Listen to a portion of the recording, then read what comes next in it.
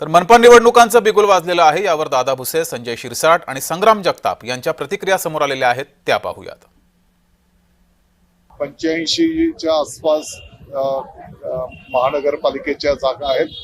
तिथे जी काही सामाजिक परिस्थिती आहे त्या परिस्थितीच्या अनुषंगाने साधारणतः एक 25 जागेंवर शिवसेना त्या ठिकाणी निवडणूक लढवते आणि जसं मी आता नाशिक करता सांगितलं त्याच पद्धतीने संपूर्ण मग मालेगाव असेल आणि राज्यासाठी महायुतीच्या माध्यमातून निवडणुकींना सामोरं जाणं, ते सामोरं जात असताना शिवसेनेला सन्मानाची वागणूक मिळायला पाहिजे। आता तो जो काही प्रोग्राम असेल आचारसंहितेचा त्यानुसारच लवकरात लवकर माहितीची बोलणी करायचा आमचा मानस आहे।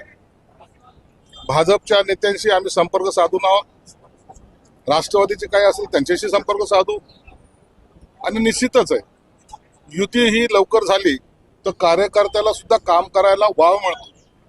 कारण की हे जो काही पिरियड आहे मला वाटतं 20 ते 25 दिवसापेक्षा जास्त नसेल आणि ह्या 25 दिवसामध्ये हे सर्व करणं थोडं कसरतीचं काम जरी असलं तरी आमची पूर्ण तयारी झालेली आहे। महाराष्ट्रामध्ये ज्या ज्या ठिकाणी आता निवडणुका जाहीर झाल्या त्या ठिकाणी फक्त आणि फक्त महायुतीमध्येच कुठंतरी आपल्याला चांगल्या प्रकारे यश संपादित झालेलं पाहायला मिळणार आहे। त्याच्यामध्ये कुठल्याही कोणाच्याही म्हणजे अगदी मतदाराच्या मनामध्ये देखील कुठल्याही प्रकारच्या शंकेचं कुठंही काही कारण नाही आहे।